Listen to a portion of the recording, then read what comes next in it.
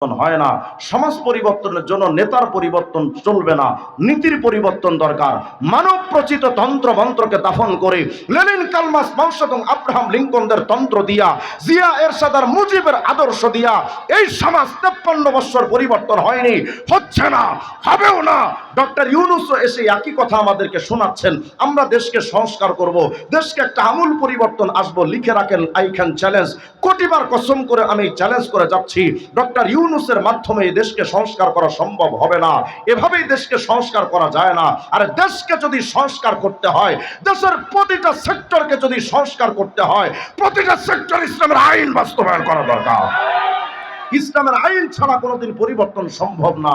কিন্তু আমরা মনে করি কি জানেন, আরে এই ইসলাম দিয়ে কি হবে, এই মোল্লাদের দিয়ে কি হবে।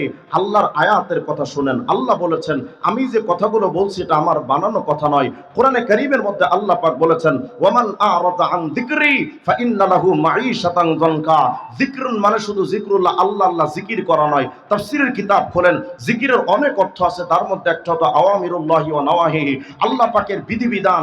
এগুলোকে যদি ফলো কেউ না করে, আল্লাহ বলছেন, ওয়ামান আরাদা আন যিকরি, আমার আইনকে যদি তুমি ব্যক্তি জীবনে বাদ দাও, তোমার ব্যক্তি জীবন অনেক সম্পদশালী হবে তুমি ঠিক, কিন্তু তোমার সম্পদে বরকত থাকবে না, তোমার জীবনটা শান্তিময় হবে না। একটা অশান্ত জীবন আমি তোমাকে দিব যদি আমার কোরআনের আইন না মানো। আল্লাহ বলছেন, এটা আমার কথা নয়। তোমার পরিবার যদি ইসলামের আইন অনুযায়ী না চলে, তোমার পরিবার অশান্ত হবে।